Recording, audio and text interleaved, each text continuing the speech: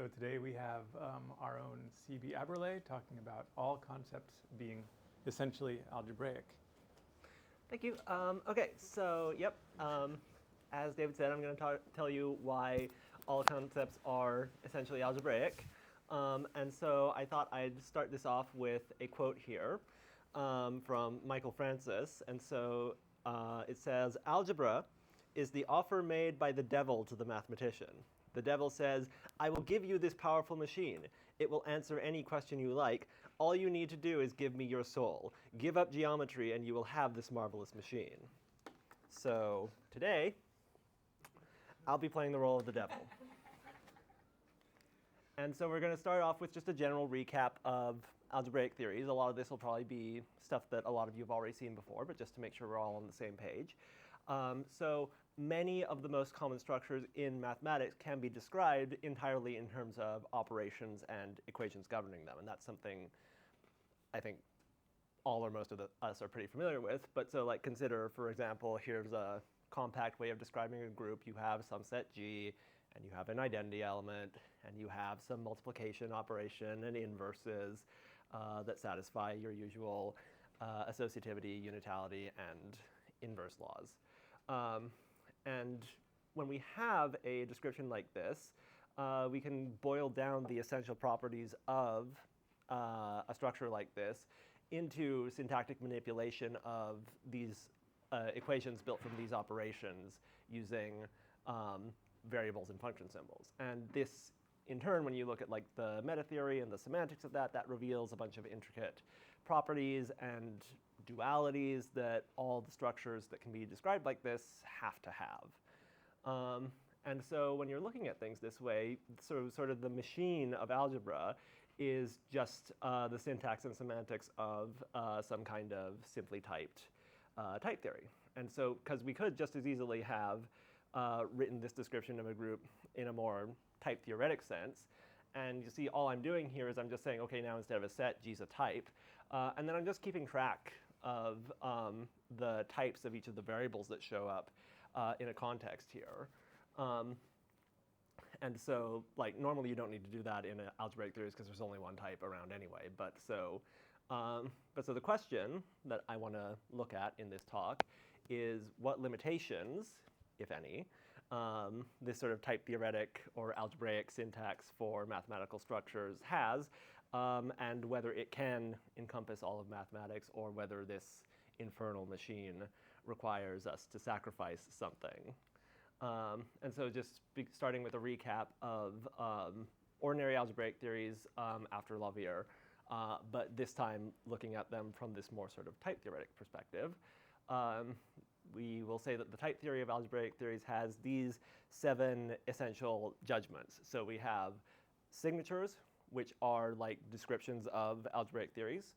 And then we have contexts, which you've already seen are like variables with their types, and terms of types in context. And then we also have something you maybe haven't seen as much in maybe some standard presentations of type theory. We have substitutions between contexts, and then also equalities on both terms and substitutions. And the way this works is that so a signature is just a set of declarations of types and terms of those types and equations on those terms.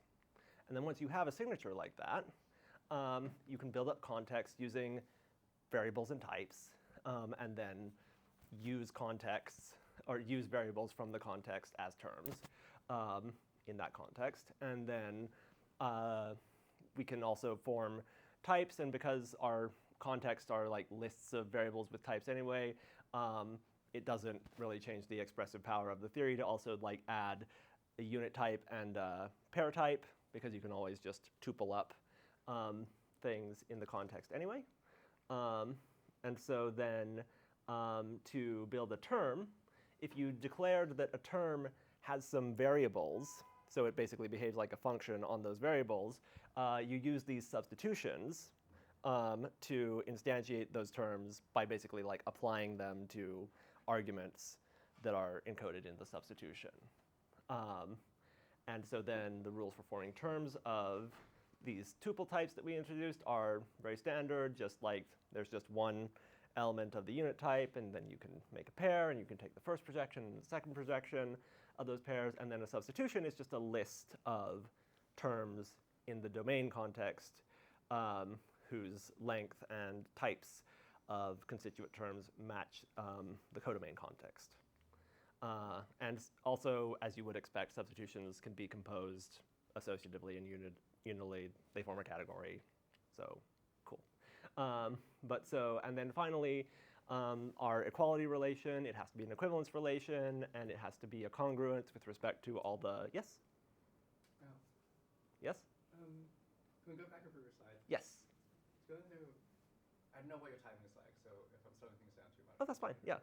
But, for example, what is epsilon? I'm just noticing. Okay, epsilon is, that was on this slide, that's the empty context. Okay. Yeah.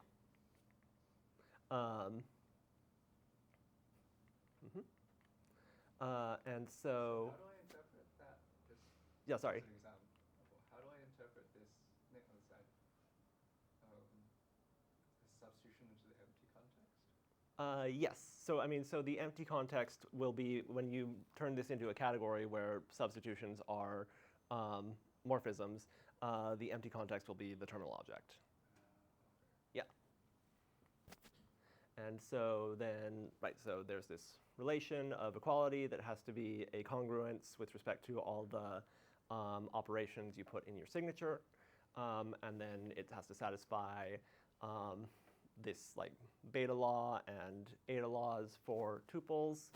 And then the relation of equality on substitutions is just straightforwardly induced from the one on terms because substitutions are just lists of terms. And so we've already seen an example of an algebraic theory in this type theoretic form. It's just the theory of groups. And then once you have a theory encoded as a signature like that, you can start to use the type theoretic apparatus to prove stuff about that theory. So for instance, if you add to the signature of groups we had, if we have an additional identity element E prime, we can derive that, the uniqueness of identity elements by just building up a little derivation tree from the rules we had for equality to show that E must be equal to E prime. CB, what's the difference between those judgments that E tensor E prime is E versus that E is E tensor E prime in G, right? So just like Oh, there's two judgments in that tree? that is just that I forgot to put the That's G not- on. I Yeah, just didn't know whether that- that's just me being slightly sloppy. Yeah. Okay. And so then now we come to this. So we talked about the syntax. Now we'll talk about the semantics of these algebraic theories. And so following Lawvere, we can actually interpret this whole setup in any category with finite products. And so let C be such a category. Can I ask a Yes. question just from the past thing very quickly? Mhm. You allow for partial functions, like take a semigroup and have the elements that have inverses. You can have partial. Yeah, not yet. So yeah, we will get to stuff that works like that later. But so right now, all operations are total. Okay, so a model M of a signature S in C consists of, for each atomic type in the signature, you have to have some object in your category. And then once you have objects for each atomic type, then you can lift that to every type and every context because you just, if you have a product of types, you just interpret that using the product in your category. And then each term in a context of a type gets interpreted as a morphism from the object representing that context to the object representing that type. And then you can lift that to an assignment of all morphisms in general by just like using these diagrams where so like your element of your unit type gets interpreted as this terminal map, and then substitution gets interpreted as composition, and projections and tuples get interpreted using the universal property of the product, and similarly for substitutions. And then finally, for all equations in your signature, it has to be that the morphism interpreting A is the same as the morphism interpreting A prime if there's an equation saying that A and A prime are the same. And so then once you have models of a signature in a category C, you can also define a homomorphism between those models. Do you have a question? Yeah, I kind of missed it. How do you interpret terms again? So terms are interpreted as morphisms. So a term in a context is a morphism to the type, yes. And so then to give a homomorphism, you need a morphism from each atomic type in M to the corresponding type in N, and then you can lift that to morphisms in general from each of the types and contexts assigned by M and N using the functoriality of products. And then it has to satisfy this thing that looks a lot like a naturality square and is going to turn out to indeed be a naturality square. But so basically every morphism you get between contexts over here, for every term in your signature, it has to commute with those. And so for each signature, or each theory, and any category with finite products, there's a category of models of that theory in that category. And so, for instance, a model of groups in a category with finite products is precisely a group object, if you've seen that definition. And in particular, a model of this theory and set is just an ordinary group. And so that consists of, you have to have some object that interprets G. You have to have some map out of the terminal object that interprets your unit element. You have to have some binary operation, and you have to have some operation assigning inverses. And then these diagrams have to commute. This is like unitality, associativity, and inverse laws. And then moreover, a homomorphism of group object is precisely a group homomorphism. And so now we get to some of the fun things once you have all this set up here. So if we let cat times be the two category of categories with finite products and finite product preserving functors between them, and natural transformations between those functors, then we have the following.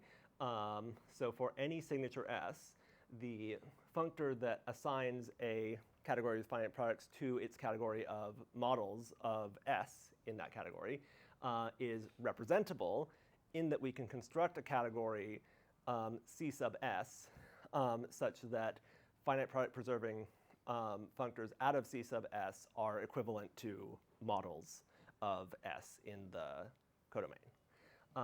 And so to just sketch how that works, you can construct C sub S as the category whose objects are types in the theory of S, and whose morphisms are given by terms quotiented up to S provable equality.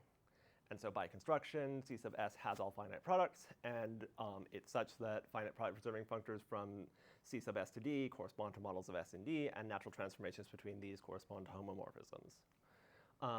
And so then these, I'm going to give you some facts that I'm not really going to try to prove because that would probably take a little too long. All the proofs in here are pretty elementary, but so the first fact that I'm going to say is that for any context in this representing category, C sub S, the contravariant Yoneda embedding gives you a model in this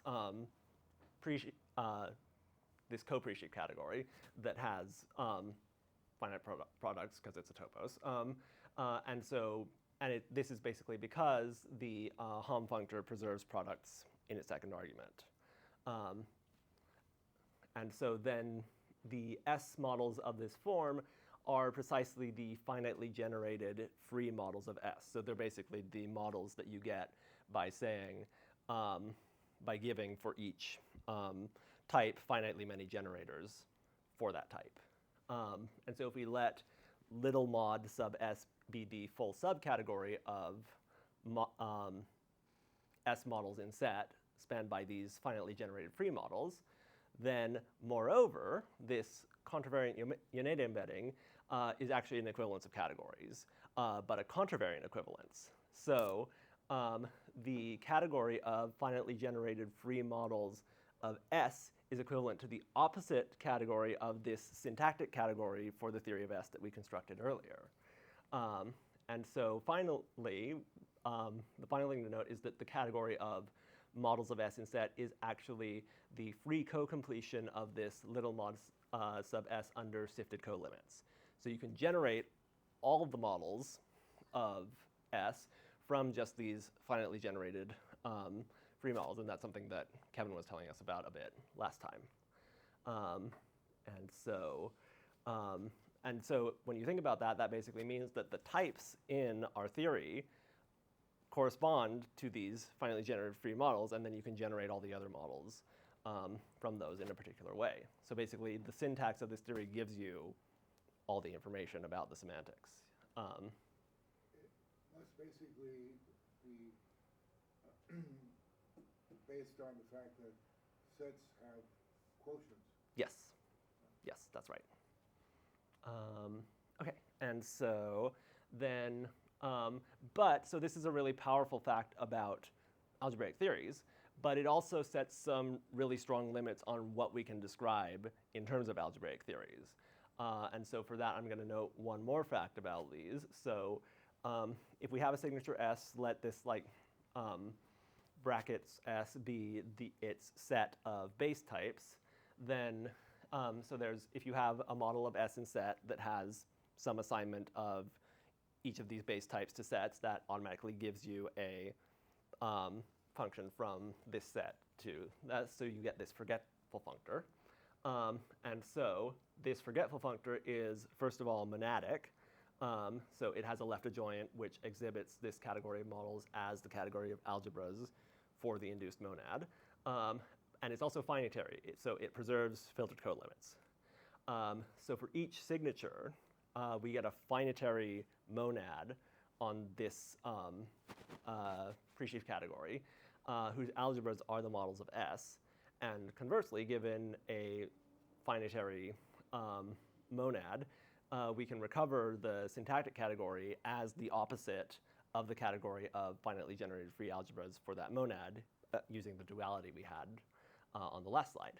And so it follows that a category of structures is not the category of models for an algebraic theory if it is not finitary monadic over set to the S for any set S. So some examples of categories that can be shown not to be algebraic in this way are the category of topological spaces, which makes sense, because if anything's going to not be algebraic, it's going to be topological spaces, right? But also the category of small categories is not algebraic, and you can show that using this. And so, yes? Can I just present my understanding at this stage? Yes. Very high level, Yes. Which is simply that. So there's a treatment of finite product theories due to Lawvere and Yep. his theorems, Mhm. Which you presented, and you've shown that you can just take a type theoretic perspective Yep. of what an algebraic theory is rather than a sort of standard categorical perspective. Yep. Yes. Yeah. And so, so this thing about categories not being algebraic, it feels kind of weird, right? Because the definition of a category seems a lot more algebraic than a topological space. Because it's still just operations and equations. It's just that those operations are only defined in certain cases, which are due to the fact that the Hom sets are indexed by the set of objects. And so the question is, what if we expanded our notion of algebraic theory just to include this kind of dependency? Would that allow us? What would that allow us to do?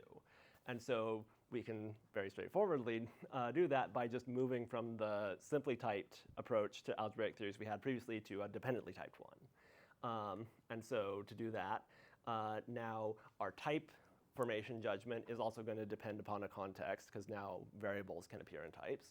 We're going to also have a judgment for equality between types, because now if you can prove an equality between terms appearing in a type, that induces an equality on those types.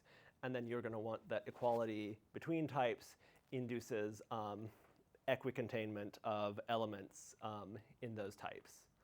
And so then now you have to modify your notion of signature a bit, so that now when you declare a basic type, you also have to say what context it lives in, so the free variables appearing in that type. And then when you instantiate a type from your signature, then you have to use a substitution to say what the terms are appearing in that type. And so And now that we have dependent types, instead of ordinary pair types, we can have dependent pair types, where the type of the second element can depend on what the first element is. And that just looks like this. And then something new that we have in this setting is we can now also have identity types. And in this case, these are extensional identity types, if you know or care about what that means. If not, don't worry. And these internalize the equality judgment. So basically, if you have a type and two elements of it, you can form the identity type for those two elements. And then if you can prove metatheoretically that two elements of a type are equal, then you get an inhabitant of the identity type. And conversely, if you have an element of the identity type, you get a metatheoretic proof that those two elements are equal. And also, all elements of the identity type are equal to that reflexivity proof. And so, just as the syntax of algebraic theories could be interpreted in any category with finite products, the syntax of these dependently typed theories can be interpreted in any category with finite limits. There's a bit of an asterisk there about strictness that I'm going to sweep under the rug right until the end. Assuming we have a category with finite limits here, so we interpret contexts as objects, but now a type in a context gamma is interpreted as a morphism into the object interpreting that context gamma. And then the domain of that morphism is going to be interpreted as the context extension. So if you have a type A, when you add that type to your context, that's given by the domain of your morphism interpreting that type. And so a term in context gamma of type A is interpreted as a section of the morphism interpreting A. So it's a morphism little a that makes this diagram commute. And so substitutions are interpreted as morphisms by just building them up from these sections. And then when you have a substitution and you have a type in the codomain context, you can apply the substitution by pulling back along that substitution. Yes? Is the context extension an operation that exists in the category that we're doing semantics in? It's not an operation in the category. We're just stipulating that. So An object with that name? yes, yeah. No properties of the gamma or the x? No. Okay. Yeah. And then to interpret the dependent pair type, that is actually just interpreted via composition of morphisms, because if you have something in a context and then something that depends on the context extension of that, you can just compose them to get something that looks like a type where you have both an element of A and an element of B, and B might depend on the element of A, and it's in the original context you started with. And then to interpret these identity types, we use the equalizers we have in our category because we have all finite limits. And so basically, if you have a type here in a context gamma, and then you have two elements of that type, which are both sections, and apologies, LaTeX did something funky with these arrows, stuff like that, then you get a parallel pair of arrows, and you can take the equalizer, and then by composing that, that gives you a type in this context gamma. And so then, now, given a signature S, a model M of S in C is just, as before, a consistent assignment of morphisms now, instead of objects to each type, and sections for each term. And we actually don't even really need to care as much about the equations anymore because we have these identity types, so we can reify all the equations we have in our signature as elements of these identity types, and then those get handled by having these B sections. And so a homomorphism of two such models, pretty much as before, it's for each type. We have a morphism between the objects interpreting the context extensions of those types that commutes with the morphisms interpreting those types, and such that for each term, those morphisms also commute with the sections interpreting those terms. And so we can, now that we've gone to all this trouble of introducing dependency in our framework for algebraic theories, we can now straightforwardly, in just absolutely the way you would expect, write down the axioms for a category. It's just you have a type of objects, and then for each pair of objects, you have a type of morphisms between those objects, and you have identities, you have compositions. Composition is unital and associative. And then when you interpret that signature in a finitely complete category, that gives you precisely a category object in C, which consists of a span like this, where you have some object of morphisms and an object of objects. And then you have identity and composition morphisms, as in these diagrams. Yes? Say how that span comes from the section of something. Well, it doesn't come from the section of something. It just comes from having a morphism into something. Where But would so section show up? the sections show up here. Okay. Yeah. And so, but this is, so technically what it is you, if you interpret it very strictly, it's you have an object of morphisms that goes into the product of ob with itself, and then you project out the two things there.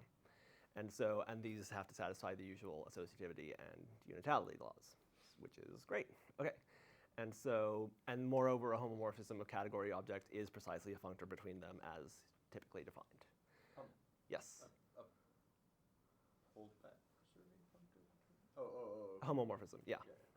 Oh, yeah, also, so for instance, if you interpret this definition in like cat, which has all finite limits, that gives you precisely strict double categories.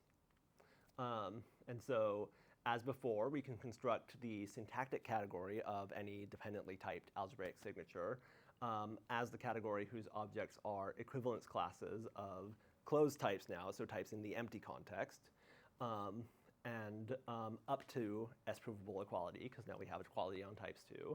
And the morphisms are given by equivalence classes of terms up to S-provable equality. And then, so again, by construction, this is a finitely complete category, such that finite limit preserving functors out of C sub S are equivalent to models of S, i.e. we have this equivalence. And then, so again, some facts. So first of all, again, this is going to look very familiar. The contravariant Yoneda embedding yields for each closed type a model of that, a model of S in set.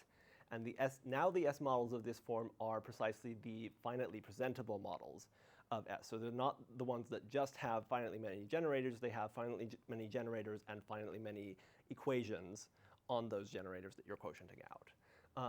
And so if we let little mod sub S be the full subcategory of S models in set spanned by these models, then this contravariant Yoneda embedding is an equivalence of, is a contravariant equivalence of categories as before. And so, and moreover, the category of S models in set is generated from little mod sub S under filtered colimits, i.e. it's a locally finitely presentable category. And so, as in a similar way to what we had with ordinary algebraic theories, we can show that a category of structures isn't the category of models for a dependently typed algebraic theory if that category is not locally finitely presentable.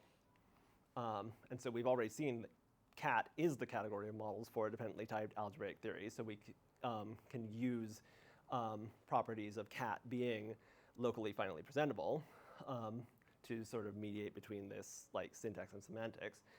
In particular, one sort of cute fact that falls out of this pretty quickly is that the standard n simplices, so the categories where you just have like a string of a linear string of morphisms between n objects, are a generating set for the finitely presentable objects in cat under finite colimits, which means they're a generating set for all objects in cat under general colimits. And so that kind of gives you a bit of an explanation for why simplicial sets, which are the free co-completion of the subcategory of these guys, end up being so important in the study of categories, which is kind of cool. But so, however, again, the category of topological spaces is not locally finitely presentable. And so the question now is, has the devil come to claim his due, or her do in that case. So do, yes? Oh, yes? Can you get all locally finite presentable categories with these dependent type theory? Yes. Okay. Yeah. And so, yeah, so the question is, has the devil come to claim his due, her due? Must we give up topology for the sake of algebra? Another question over. Oh, yes. Hello. Can't we just generate everything with the object and the walking arrow?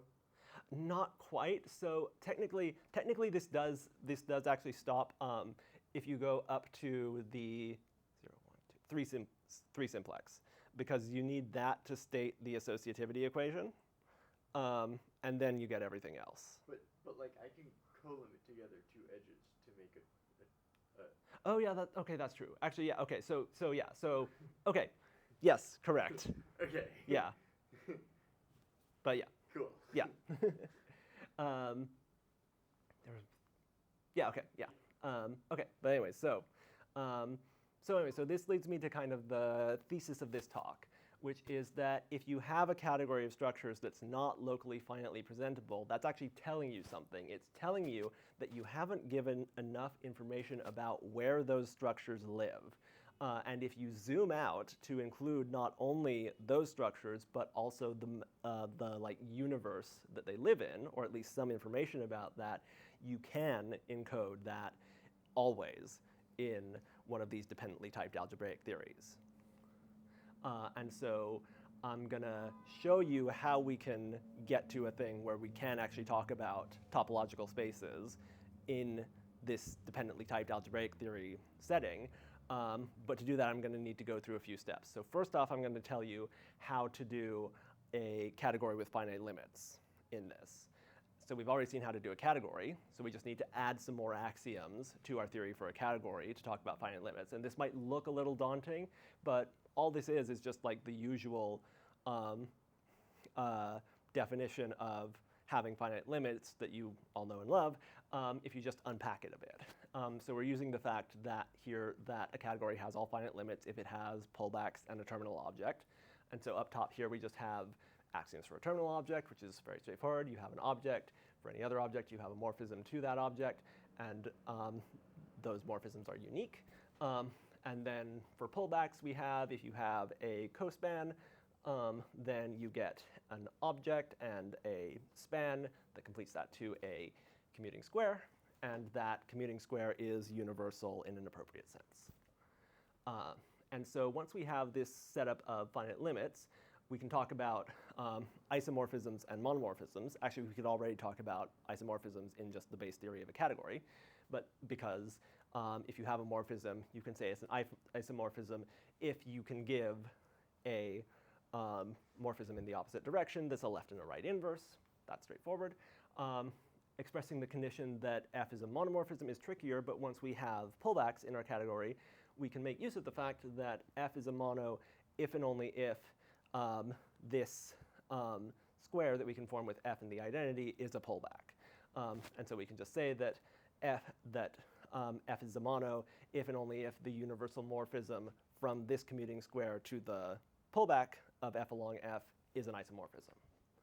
And so once we have isomorphisms and monomorphisms, we can talk about power objects. And so recall that an elementary topos is equivalently a finitely complete category with power objects.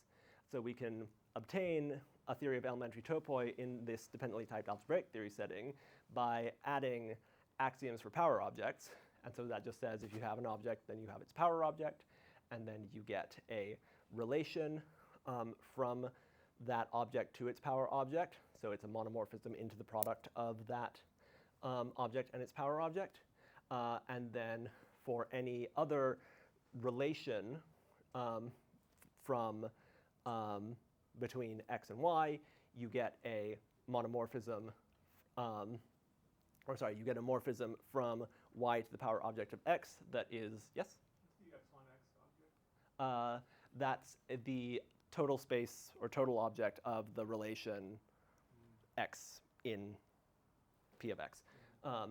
And so you get this, so for any other relation between x and y, you get this characteristic map from y to the power object of x. and then there's another map that completes that to a pullback square, and that's x, or this chi sub r is the unique map with that property that there's a map completing that to a pullback square. And so then once you have, yes? Is there any reason to do the power object rather than the sub-object classifier? It was less axioms to write down. Okay. Yes. Oh, because I would also have to, because a category with, so the sub-object classifier definition is a finitely complete Cartesian closed category, so I would have to do Cartesian closure as well. Yeah, and so, and before I go on, I just want to like pause for a moment and note that how like cool and kind of crazy it is that like the theory of a topos is essentially algebraic in this sense, because that like already means that the category of elementary topoi is locally finitely presentable. So actually all topoi are generated under filtered colimits from finitely presentable topoi, which is crazy, right? While you're paused, Yes. To get the finite limit theory, were you using terms of the equality type to say, just because you blew past like what the pullback is, Yes. did you say, right, so I'm given like maps into the here, and a term of the equality. Yes. So somehow that lets you internalize those equality terms in a way that is sort of, it seems cleaner in some way than like the axiomatization in CatLab of like a category with equalizers that uses that kind of overly clever axiomatization without an equality type. Yeah. Okay, so now once we have this theory of a topos, then using elementary reasoning, which I am not going to go into because it's a lot of steps, but I promise that you can do it all in this like type theoretic setup. You can define these maps from like the double power object to the power object that acts as the union, and then this one from the power object cross itself to itself that interprets the binary intersection. And so then a topological space, finally, in an elementary topos like this is just an object with a monomorphism U that's basically a sub-object of the power object, so a subset of subsets, such that there are maps completing these triangles. So basically, this one says that this U is closed under all unions, and this one says that it's closed under binary intersections and therefore all finite intersections. And so we can, in fact, define topological spaces using essentially algebraic reasoning just by passing through the theory of an elementary topos, which can also be defined essentially algebraically.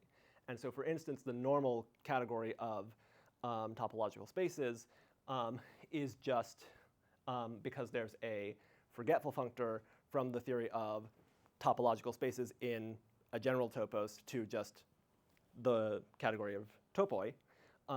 And so then the normal category of topological spaces is just the fiber of that functor over set, which is a topos, so it lives in the category of topoi. And so so hooray, we did it. We showed that we can get a theory that can talk about topological spaces in this essentially algebraic sense. Yes? Wait, so are you saying that you're making the theory of a topos with a topological space? Yes, yes. Okay. Yep.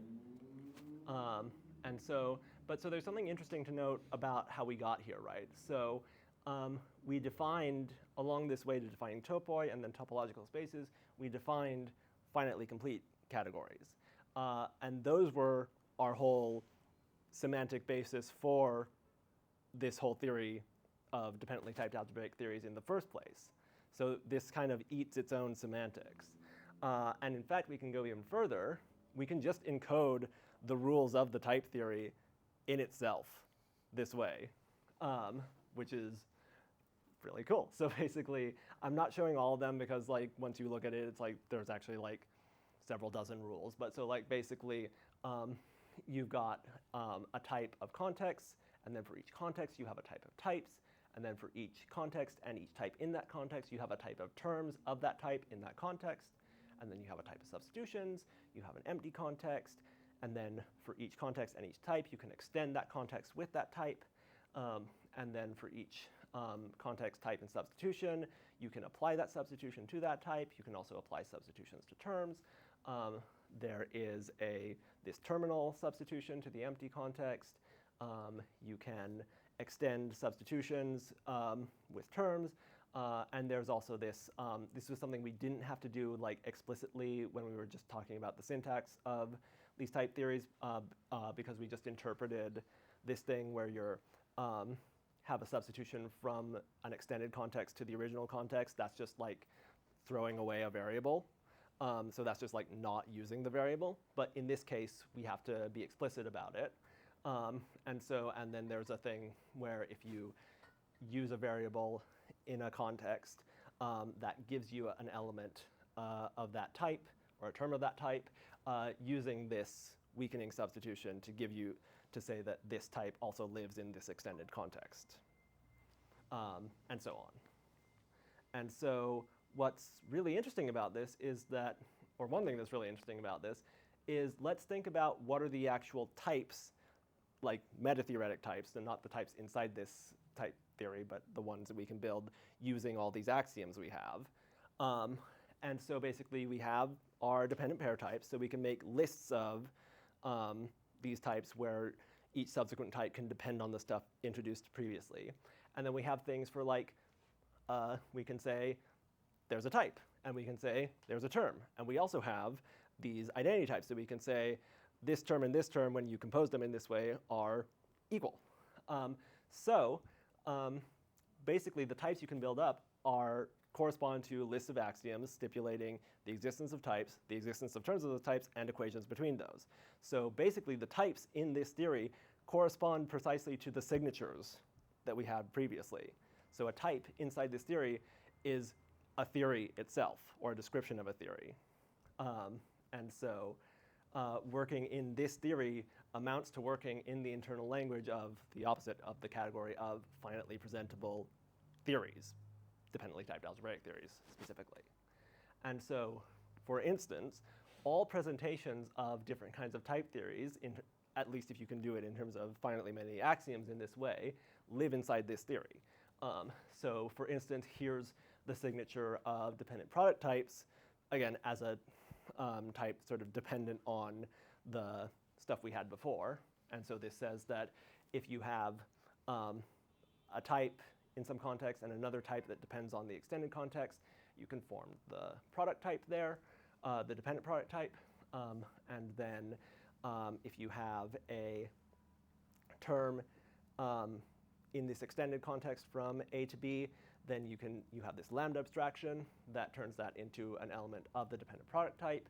You have this function application, and then your usual beta law for function application and eta law for elements of function types. And so, for instance, other theories that would take up a lot more space, but in principle could be described inside this theory, are Martin-Luff type theory, that seems normal, but also first order logic with the ZFC axioms, homotopy type theory, really kind of like, you name it, it lives in here. And so we can use this theory of theories, or something similar to it, as a way of mediating between these and other foundational systems. And in particular, if you have a function from S to T, where now we're thinking of S and T as theories, what that is, because that's a morphism in your syntactic category, which by this duality corresponds to a morphism in the opposite direction between the syntactic categories of each of these different theories. So that's now a structure preserving map from T to S. And so since T is a structure preserving map from T to S is equivalently a model of T in S, that means that every function like this gives you a model of T inside S. So it's basically a way of using S to simulate T. Or conversely, you can think of like using T as an interface for talking about things in S. Or if you want to think of it this way, it's like a shallow embedding of T in S. And so that's kind of like, that was my last punchline, mainly. I think this is a really cool and interesting way to talk about, like I said, like mediating between or moving between foundational frameworks. And that's why I call this like foundations without foundations. But then this raises a lot of other really interesting questions. And so first of all, like I mentioned a little earlier, we haven't really touched on the issue of strictness that comes up when you're interpreting dependent type theory in categorical models, because technically what I've told you already up to now about how you can do this in any category with finite limits, it's true, but there's a more complicated story to that than I told you, because in a category with finite limits, a lot of the equations that we have in this type theory might only hold up to isomorphism. And so you need to pass through some kind of strictification result or something like that to have this really soundly hold. And so there's evidently more of the story to be told, having to do with things like natural models. Some of the work that I'm doing with David right now is particularly relevant to that. And so also, another thing, so type checking for the type theory that I told you about in this thing, because we have extensional identity types, so type checking for that is very undecidable. Like, because you can write down pretty much any equational theory, you might just have to, like, to check if two things are equal, judgmentally equal, you might have to just, like, do a proof search for if some proof that those things are equal exists in that theory. And so then the question is, can we approximate this sort of extensional type theory in some more computationally well-behaved type theory? And so for instance, like the proof assistant AGDA allows you to promote equality proofs into rewrite rules, which can simulate a lot of extensional type theory, and like I do this very often in my own work. And so there's a question of like, can we find a strong theoretical basis for this kind of simulation where we don't have full extensional equality types, but we're using like custom rewrite rules and stuff like that to simulate having extensional equality types. And so another thing to note is that when we're starting to think about these like computational properties of theories in addition to just their algebraic properties, so not all presentations of theories are created equal when it comes to computation, or things like elaboration, proof search, etc. So there are different presentations of, for instance, the theory of categories even, that some of them are better suited to, for instance, the discipline of bidirectional type checking. And so Connor McBride gave a Topos colloquium talk back in 2021, where they talked about how there's different ways of presenting categories, and the one that actually ends up working the best for this kind of bidirectional type checking actually isn't the usual one that you would just write down. And so then there's a question of, like, for instance, what's the theoretical basis for these sorts of distinctions? Like, is there some classification of, like, the theories that are well behaved with respect to bidirectional type checking or something like that? And then finally, so I mentioned all this stuff about how we can, like, move between different foundational frameworks doing this, but if we look at the actual foundational theories that exist in the wild, pretty much all of them look like the internal languages of some topos or infinity topos or something like that. And so there's a question of, if we already know that that's where we're headed, or first off, there's a question of, like, is there some story to be told about, like, why that's where we end up heading anyway, if we have, like, just all the freedom to pick any foundational theory we want. But then also, if we know that's where we're heading, there's what kind of, like, optimizations or enhancements can you make to this sort of framework that makes, like, working in the internal language of a topos really easy, or something that we're like, if you give me a description of a topos, can I just spit out a theory that lets you work in its internal language? And so that's one of the things that I may end up writing about in my thesis or something like that. But so anyway, so these are the sort of, like, interesting questions that come up. And that's all I had to talk about. So now I'd be happy to, if you have any more questions or want to discuss something. Yeah? Yes? Isn't the word problem for semigroups the immediate undecidability result? Yes, yes. Did you ever think of von Neumann's set theory its model would be all partial functions in a ZF Mm-hmm. universe. So, Yeah. think of what kind of, I mean, you have to be careful to use partial evaluation of a function. Yes. Yeah. I don't know that I have much to comment on about that specifically, but that is something that I've been like thinking about and looking at. So yeah, thank you. Yes. I didn't understand the strictness bullet point 1 in the last slide. Yes. Like what that would say about hot. You mentioned hot as an example of Mhm. this, or what goes to the treat hot indelicately in some way. Or? So in this case, so the strictness is like so in this case, what we'd be thinking about is like a model of hot would be like a model category or something like that, where you do have like there's still some notion of like strict equality that's different from the like homotopic equality that is like inside the theory. The identity types would be kind of not. Would the identity types be wrong somehow? No, well, they wouldn't be wrong. You just have to encode them. So when you're like actually writing down the theory as a type, you wouldn't encode them using the extensional equality types that you have lying around. You would have to encode them like by specifically saying like here are the rules and stuff like that. Mhm. Yes. Or oh yeah, yeah. Anyway. So you can write down the theory of toposes as a GAT, Yeah. but the notion of morphism that you get from that is like you strictly preserve the chosen finite limits Yes. and power Yeah. objects. Mm-hmm. And also I like, you know, the morphisms that you care about for topos is like even if you change that to weakly, Yes. well, you actually care about like, you know, geometric morphisms Yes, or essentially yes, geometric yes. morphisms, and you care about like natural transformations between Yes. those. Yes. So it's like, is there any? So it's like, and sort of the theory of Mhm. like Topos theory is really the theory of geometric Yes, morphisms, yes, like all of yes. the interesting stuff like Yeah. representability, blah blah blah. Yeah.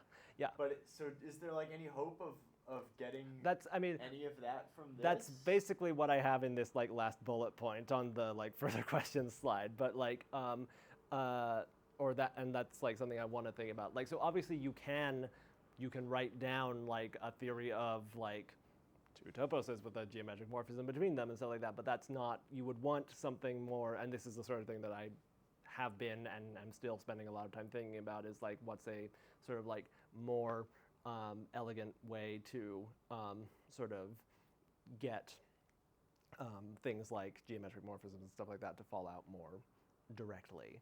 Or also, and then like there's some also stuff to be thought about with like even just like you mentioned like natural transformations between geometric morphisms or stuff like that. So you might, in that case, you might want to start thinking about like two theories, or like so theories where in addition to having an equality judgment and equality types, you have like types for directed things between functions, and that if you think about it the way I do, that kind of sends you in the direction of like simplicial type theory or something like that. So so I don't have very much like concrete to say about that, other than that's something that I'm very interested in and thinking about right now. Do you know about Evan Patterson's double theories? I know a bit. Yeah. I think it's basically the same question. Okay. But can you get like two categories out, or like? Not direct. So that's the kind of thing that I was mentioning, is like having two theories. Oh, and there's some interesting things to do that even go back to like the strictness point that I was mentioning earlier, because like there's some interesting results about like if you have a two theory, there are like various sorts of strictification results that happen for like if you have a two theory where you interpret the dependency as vibrations, then you can like, in nice cases, you can pass to a two theory where you interpret those actually as split vibrations and stuff like that. Do you have is the comparison to GATs, how complicated is that? It's not that complicated. Yeah. Yeah, it's mostly that. So by my understanding, so like GATs generally, like you don't have these extensional equality types. So there's some finesse to be done with like if you have a theory that has rules whose premises have an identity type in them.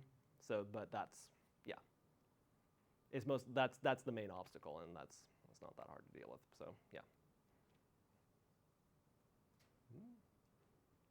So what are the, I guess there's probably just a kind of dumb formal answer to this, but so what are the generating finitely presentable topological spaces? There are no finitely presentable, non-discrete, real. I know. So I don't know. It's well, like I mean, yeah. Can you probably say something like it's like all of the topological spaces generated by endpoints in any topos generated by endpoints? But yeah, generated by n axioms, basically. Yeah. Well, I guess I was thinking free. Yeah. Free. Okay. Yeah. I guess it depends on what generated. Yeah. Anyway, Yes. Yeah. Okay. Yeah. But you're not aware of anything less ridiculous. No, I'm not. Yeah. I mean, as far as I know, like, I mean, this isn't like this whole derivation. I mean, I'm sure I'm not the first person to think of this, but like this is like I didn't find this in a book. I just like deduced this myself. So yeah. So the background discussion here is there's a category where the objects have toposes with a topological space internal to that topos. Yes. And that category is locally finitely presentable. Yes. Yeah. But its fibers are in familiar cases not. Yes. Exactly. Yeah. Yeah. Mm-hmm. Yeah, fantastic. Anyone else? Yes. So you had a thesis where you talked about how we had to understand the context. Mm-hmm. Can you talk about this a little bit more? Like I know you gave this theory of topological spaces as an example. But, Yes. So I don't think I really understand. okay. So for instance, another example that's like maybe kind of enlightening. So another category that's not locally finitely presentable is the category of finite sets, which is not locally finitely presentable because it doesn't have enough co-limits, basically. And so you can think about that. So this idea of like zooming out is that like you can think of like a reason why that's not locally finitely presentable is you haven't given enough information about what finite and infinite mean in your like ambient universe, because different mathematical universes have different notions of like what's finite, what's infinite, and stuff like that. And so then if you again and there's also like different notions of different definitions of like a finite set, which are constructively inequivalent. So you would need to first off say, okay, I'm in some universe where I have this structure that I can use to say what finite is, and then I can say what a finite set is, and then you get a theory that encodes that. Wait, but what do you actually mean by that? Like you could axiomatize a finite object in a topos with a topos with natural number object, very easy. You can actually do it. So if you go for Dedekind finite, so that's all endomonomorphisms are isomorphisms. You can already do that in finite limit category with finite limits. So that's like the bare minimum you need. Of Dedekind finite objects in a category with finite limits. Yes. Yes. Mm-hmm. Yes. Were you being very liberal with like the number of axioms you're using in like the second case? Because I'm not familiar. Which second case are you talking about? No, when you're making a topological space, like expanding your theory using more axioms. Yes. Is that I don't know how to like is that like was it like a really hard thing for you to squeeze it into a topological space or something because you're using so many axioms, or is that like normal? I would say, I mean, so probably I haven't found the most like economical way to like axiomatize all of this. I definitely like was trying my damnedest to find the way of setting this all up so that I could fit most of the axioms on one or two slides, and I have like noted the places where I like failed to do that and be like okay, I promise this can still be done in principle. So yeah, I don't know. Does that answer your question? I guess what's your philosophy on like axioms in general, like just adding more of them? So I don't. So I'm not. I have some friends who are very like there should be like as few axioms as possible. I'm less. I tend to